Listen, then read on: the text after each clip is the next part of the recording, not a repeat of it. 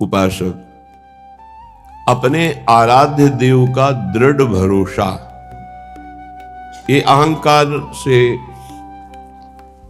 रहित जो महापुरुष का सेवन करने वाले हैं उन्हीं को ये भरोसा प्राप्त होता है।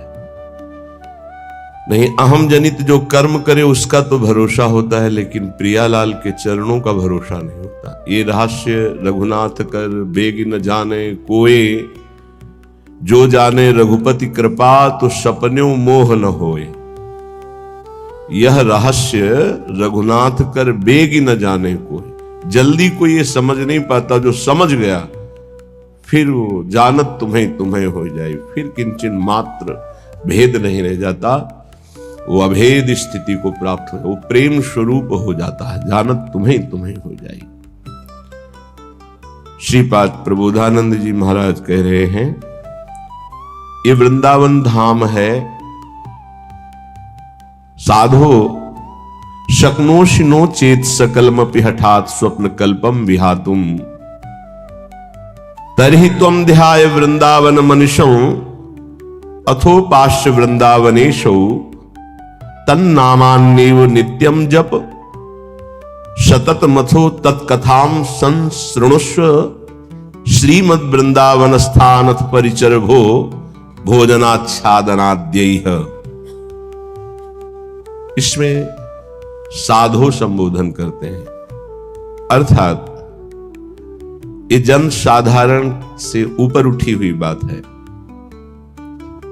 जो सतमार्ग में चल पड़ा है, जिसने निश्चय कर लिया है कि इसी जन्म में मुझे प्रिया प्रीतम की प्राप्ति करनी है, वो साधो ही हो गया।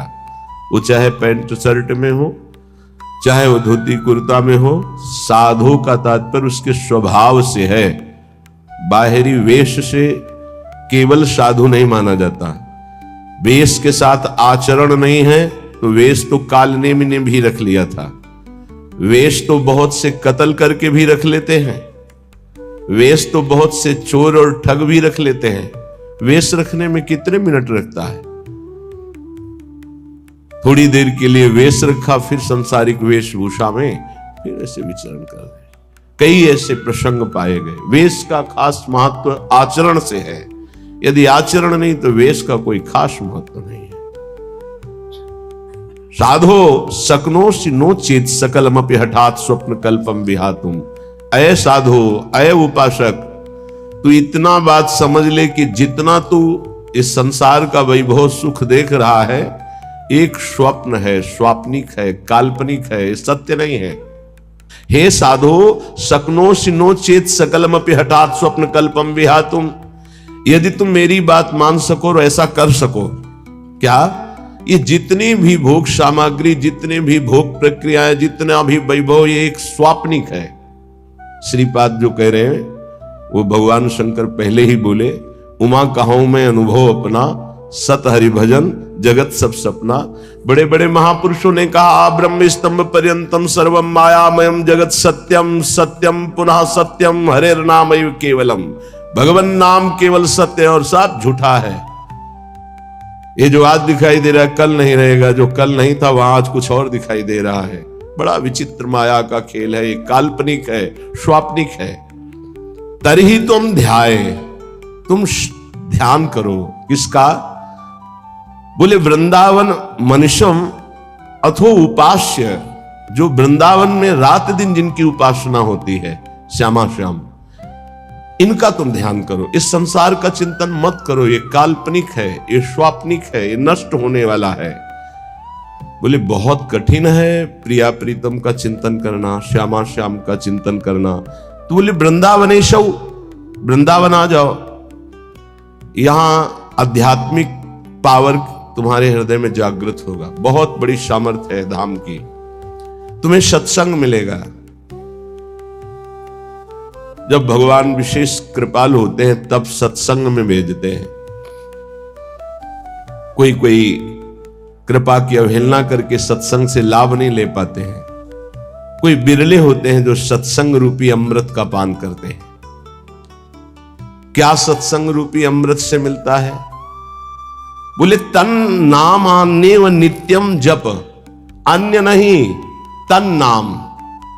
तन नाम श्यामा श्याम का, जहां कहा तरही त्वम ध्याये, श्यामा श्याम का ध्यान करो। कौन? वृंदावन मनुष्यम अथो उपास्य, वृंदावन में रात दिन जो उपास्य देव हैं, जिनकी उपासना होती, तरही त्वम ध्याये, उनका ध्यान करो श्यामा श्याम का। बोले बड़ा कठिन है, कैसे ध्यान करूं?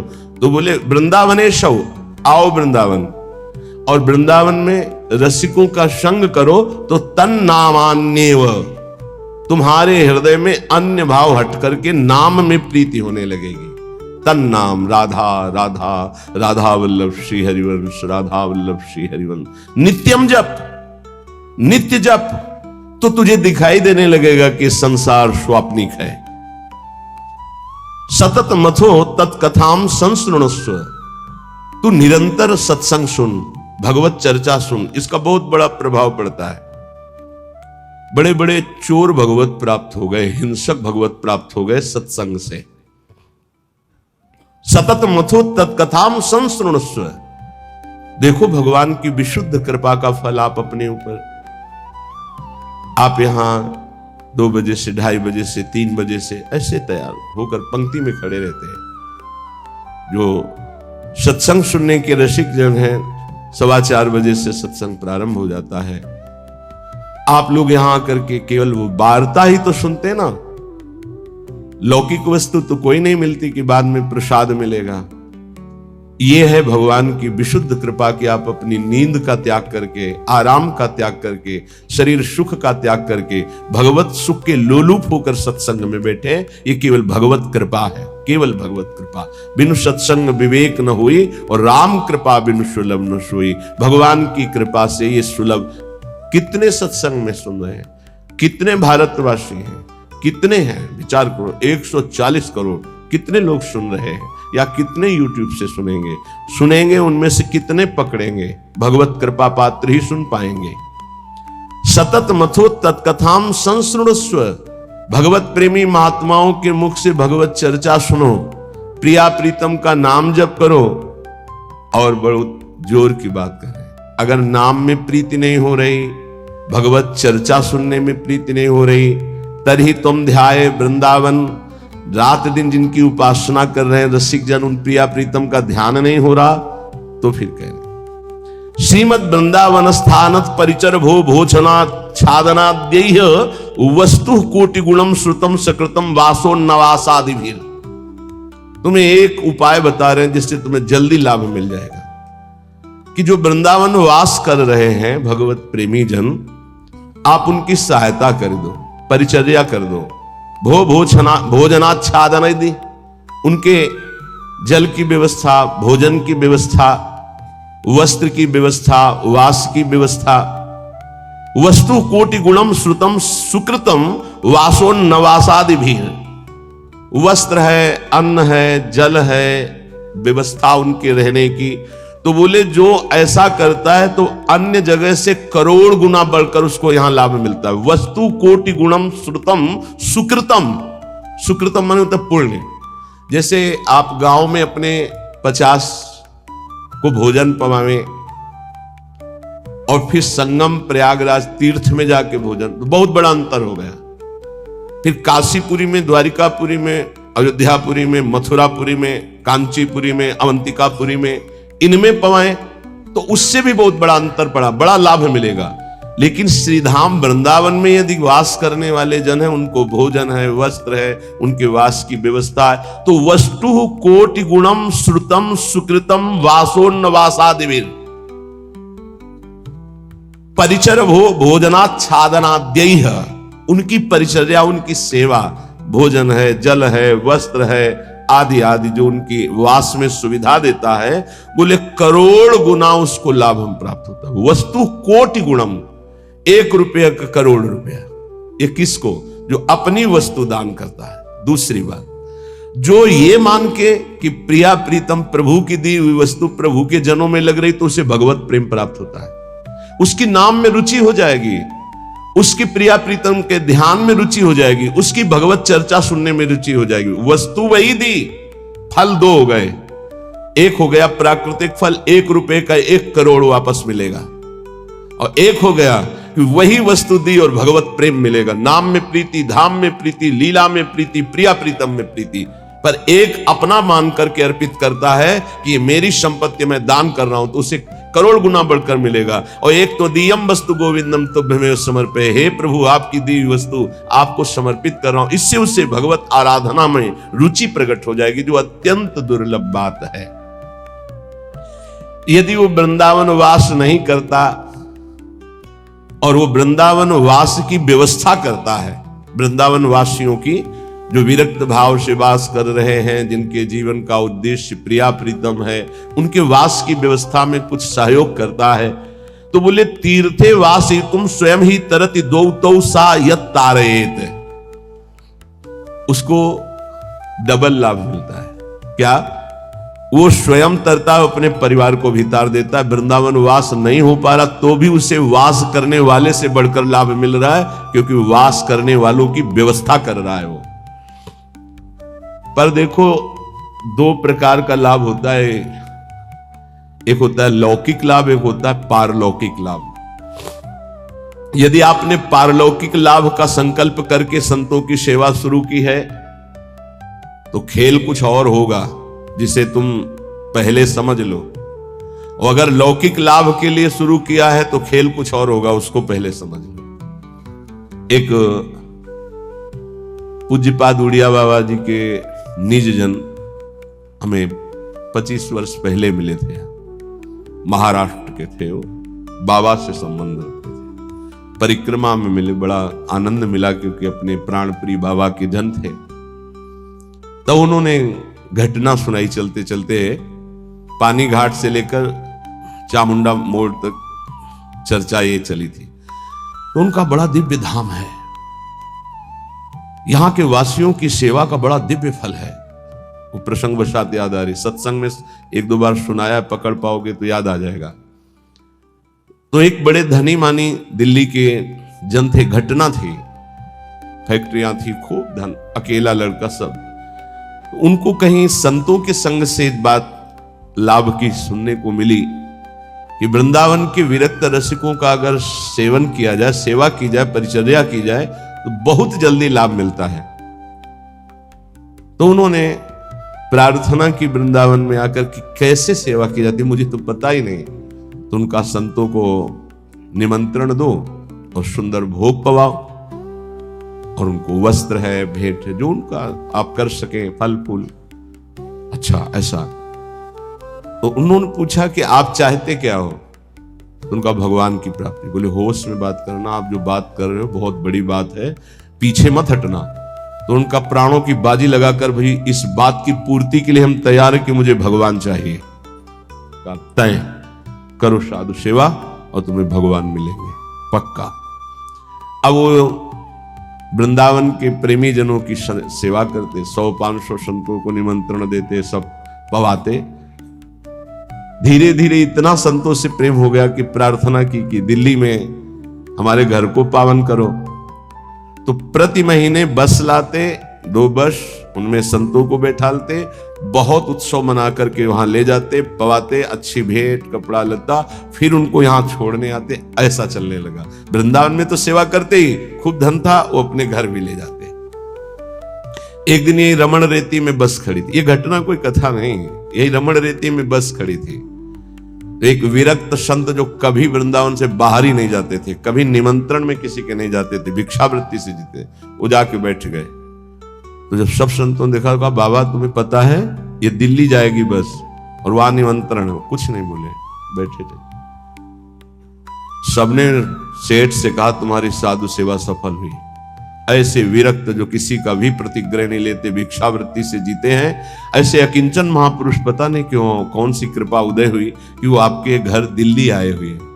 वो बैठे पंगत में, पाए, और जब वो सामने भेंट देने आए तो बोले ये भेंट लेने नहीं आया हूं, तुझे लेने आया हूं, चल वृंदावन। उनका बाबा मैं तो वृंदावन जाता ही रहता हूं। और वो बस चल वृंदावन, चल वृंदावन। तो बाबा तो वृंदावन जाता ही रहता हूं, अभी चल सकता हूं आपके साथ। पर वो और उत्तर नहीं, चल वृंदावन। अब संतों की एक अलग भाषा होती है, उसे समझना कठिन। भेंट नहीं ली, चल वृंदावन। सबको भेंट दी, फिर सब बैठे, विदा हुए, आए। उसी दिन एक्सीडेंट हुआ और उनका पुत्र राधेश्याम। अब हाहाकार मच गया, क्योंकि वही उनके ऐश्वर्य का अधिकारी था। भारी अंदर उच्चाटन पैदा हुआ, कुछ अच्छा न लगने लगा। साधु सेवा, भगवत भाव सब पानी में। बड़ा निष्ठा रखना मुश्किल है। जब ये खबर वृंदावन आई तो वही संत गए जो हमें चर्चा सुना रहे थे, और जाकर उसे कहा कि ए भाई, वो ऐसे नहीं आए थे, वो जो विरक्त आए थे, वो आपको भगवान की प्राप्ति कराने आए थे। चलो वृंदावन, आप अश्रद्धा मत करो, ये आपके लिए बहुत बड़ा योग बना है। तुम्हारा पुत्र भगवत प्राप्त हो गया है। शरीर पूर्व प्रारब्ध कर्म के अनुसार एक्सीडेंट से छूटा, पर वो भगवत प्राप्त हुआ। शरीर का हेतु जो छूटने का होता है बड़े बड़े महापुरुषों को होता है। जैसे पूज्य बक्सर वाले मामा जी, बड़े महापुरुष, भगवत कीर्तन होते हुए जा रहा था और एकदम एक्सीडेंट हुआ और बोले राधा, बरसाने से दर्शन करके जा रहे थे कहीं भगवत संगोष्ठी में, शरीर पूरा। तो शरीर का हेतु पूरा होना उसकी गति से मतलब नहीं रखता। बोले तुम्हारा पुत्र परम गति को प्राप्त हुआ है। अब वो सब मिटिया मेट कर दिया, सब बेच बाच करके सब संतों में बांट दिया। वृंदावन आकर पति पत्नी भगवत प्राप्त हो गए। वो बात उन संत भगवान ने सुनाई। ये कब होता है? डरना मत, मुझे भगवान चाहिए, मुझे भगवान चाहिए। क्यों? ये भगवान चाहने वालों के साथ ऐसा क्यों होता है? क्योंकि ये भगवान ही सब रूपों में है। वो कहते मेरे इन रूपों को तो तुम्हें पसंद, आओ मेरे सच्चिदानंद रूप में आओ। तो सबकी ममता ताग बटोरी तुम नहीं कर सकते, वो बटोर लेते, आओ मेरे सिवा रह नहीं गया कोई। ये कृपा होती है। हे युधिष्ठिर, जिस पर मैं कृपा करता हूं उसका सबसे पहले प्रियजनों से वियोग कराता हूं और धन का अपहरण कर लेता हूं, और किसी का भी किसी योग्य न रखकर, किसी काम लायक न रखकर उसे ऐसा कर देता हूं कि सिर्फ मेरा ही भरोसा, मेरा ही आश्रय। तो एक शब्द में कहा, उसका सर्वनाश कर देता हूं। आओ होली खेलो। सर्वनाश की होली खेलना हो तो श्री कृष्ण से प्यार करना। डर गए ना? डरना मत। सर्वनाश का मतलब है तुम्हारी मृत्यु का नाश, तुम्हारे काम, क्रोध, लोभ, मोह, मद, मत्सर, हर विकार का नाश। और सच्चिदानंद स्थिति में ऐसा नहीं है कि सबके धन का अपहरण कर ले। अम्बरीश जी चक्रवर्ती सम्राट, दशरथ जी चक्रवर्ती सम्राट, वृषभानु जी, नंद बाबा, बड़े बड़े महाभागवत ही हैं जिनके आंगन में भगवान घुटने के बल खेल रहे।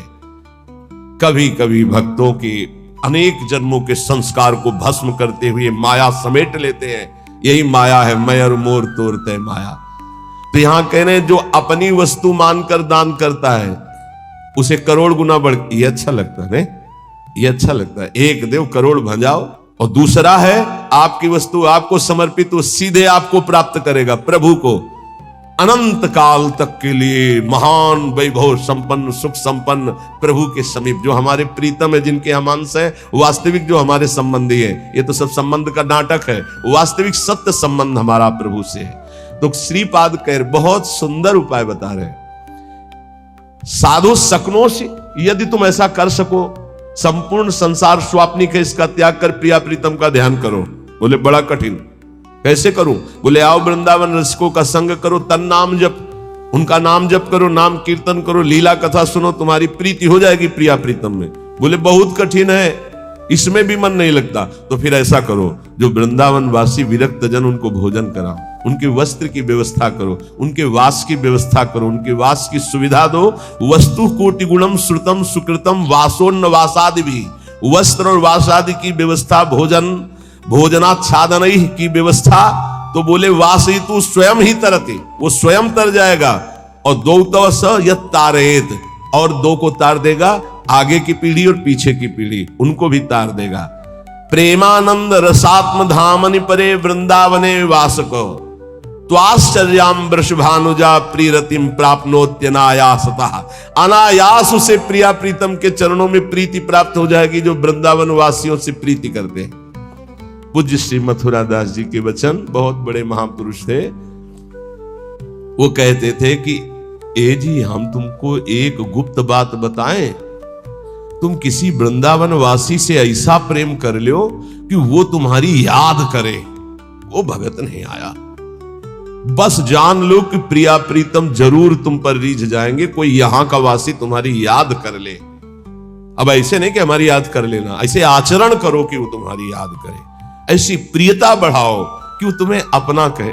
अच्छा, बहुत दिनों बाद आप दर्शन दिए, कई बार याद आया, आपकी स्मृति आई, अहो भाग्य धाम में बैठकर भजन करने वाले आपकी याद करें। ये पूज्य मत्सुरादास जी कहते थे, तुम ऐसा अपनापन करो किसी वृंदावन वासी रसिक से कि वो तुम्हारी एकांत में सेवा का स्मरण करके याद करे, तुम्हारे आचरण, तुम्हारा स्वभाव, तुम्हारी भजन पद्धति, तुम्हारा अपनापन, वो एकांत में तुम्हें याद करे। तो कह रहे, प्रेमानंद रसात्म धामन परे वृंदावने वासकस्त्वाश्चर्याम वृषभानुजा प्रिय रतिम। आश्चर्य की बात, प्रियाजू के चरणों में प्रेम प्राप्त हो जाएगा इन वृंदावन वासियों की सेवा से। और कहते प्राप्नोत्य अनायासता, इसके लिए तुम्हें कोई साधना नहीं करनी पड़ेगी, अनायास प्रेम की प्राप्ति हो जाएगी। निष्किंचनान कृष्ण रसे निमग्नान महानिरीहान जनसंग भीतान।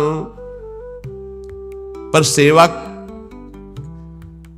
जो निष्किंचन है, अकिंचन महापुरुष, जो प्रियालाल के अनुराग में रंगे हुए हैं, उन्हीं को निष्किंचन कहा गया है, प्रियालाल के सिवा जिनका कोई नहीं है। ऐसे कृष्ण रसे निमग्नान, जो प्रिया प्रीतम के प्रेम रस में निमग्न है, ऐसे की सेवा से प्रिया प्रीतम का प्रेम रस प्राप्त होता है। ध्यान रखो, छल कपट का भी बहुत राज्य है। यही पास में ही राजा था कंस, कहीं दूर नहीं था।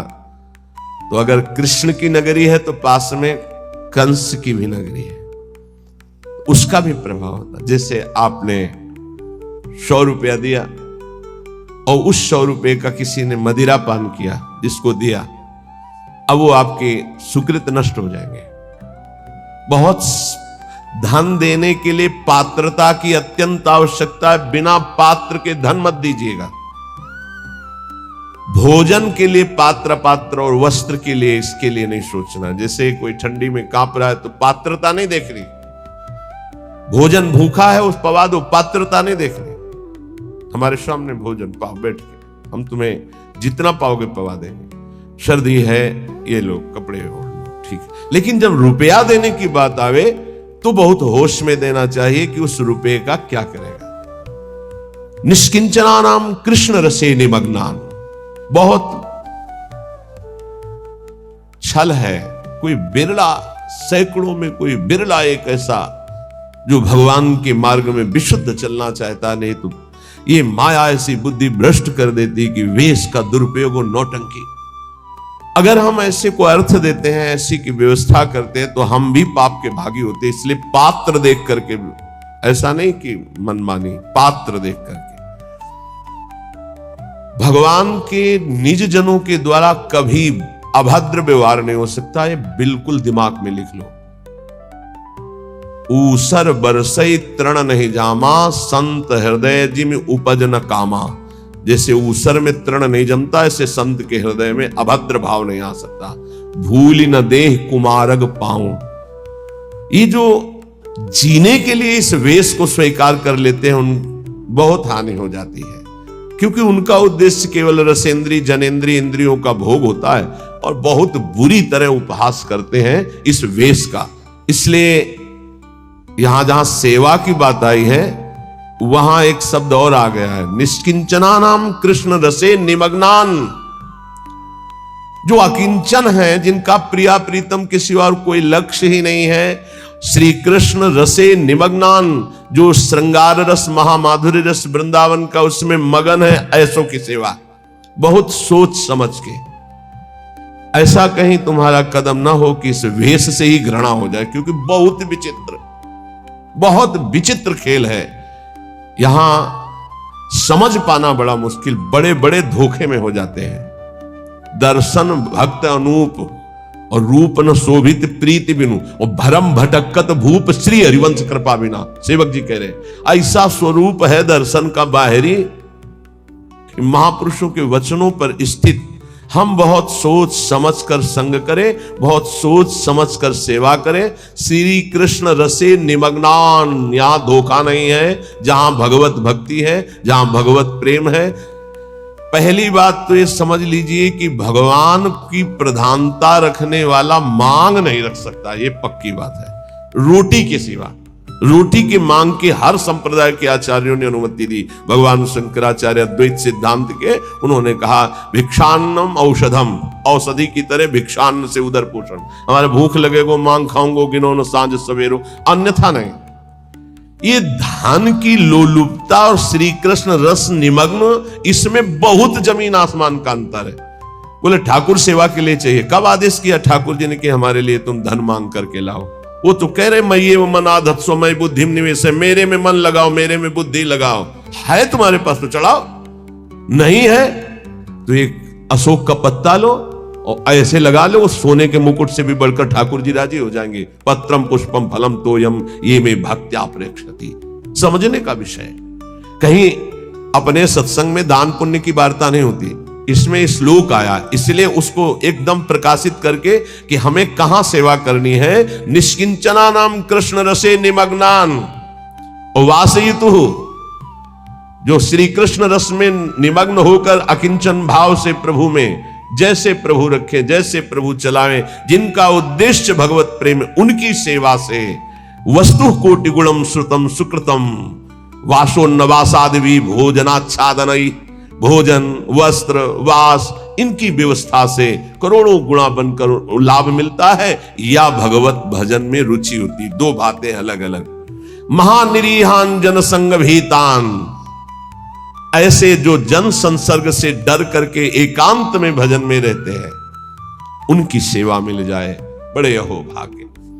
वृंदावन स्थान वसनास्नाद्य सेवतयसो वसेत तदीशो, सैया वस्त्र भोजन इनकी सेवा यदि हो जाए तो बोले वसेत तद ईशो, यहां के ईश जो श्री प्रिया प्रीतम है उसके वशीभूत हो जाते हैं।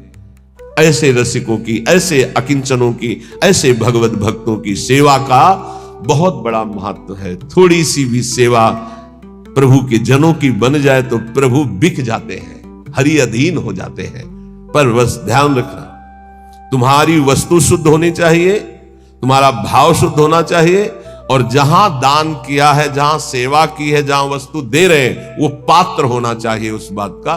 दो बातों के लिए कभी पात्र नहीं देखना है, जल भोजन और वस्त्र, इन दो के लिए पात्र हम नहीं देखते हैं। कभी ऐसा कोई तड़प रहा है औषधि, अब पात्र नहीं देखना, उसकी औषधि करा।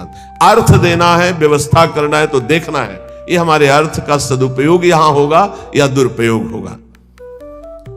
कानपुर की एक बहुत धनी माताजी नैमिषारण्य पूज्य स्वामी नारदानंद सरस्वती जी, उनके पास गए। ऐसे महामहिम बहुत ज्ञानी महापुरुष थे, बड़े ही सिद्ध चमत्कारी महापुरुष।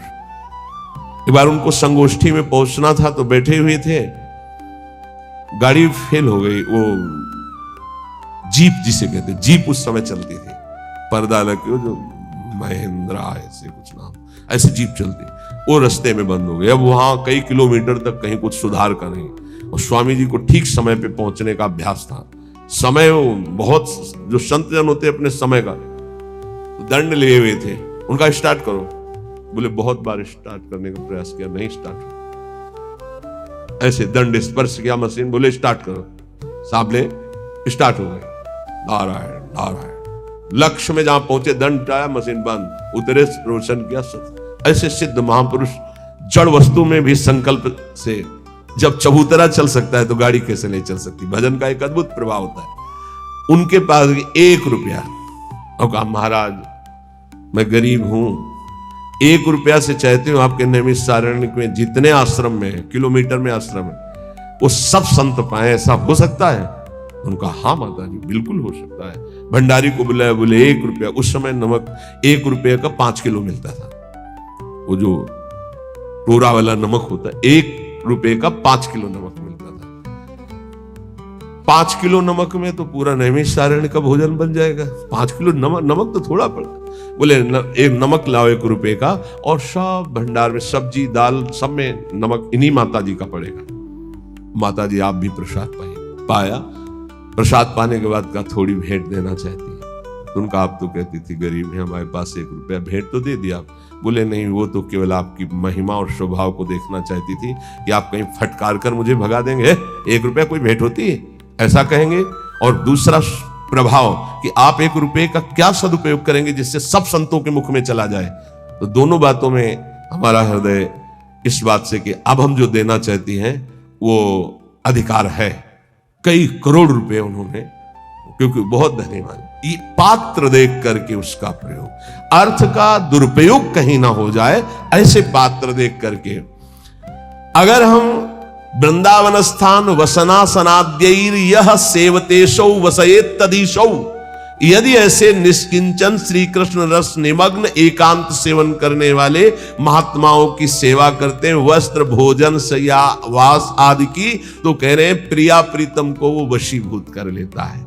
ये श्लोक के अनुसार है।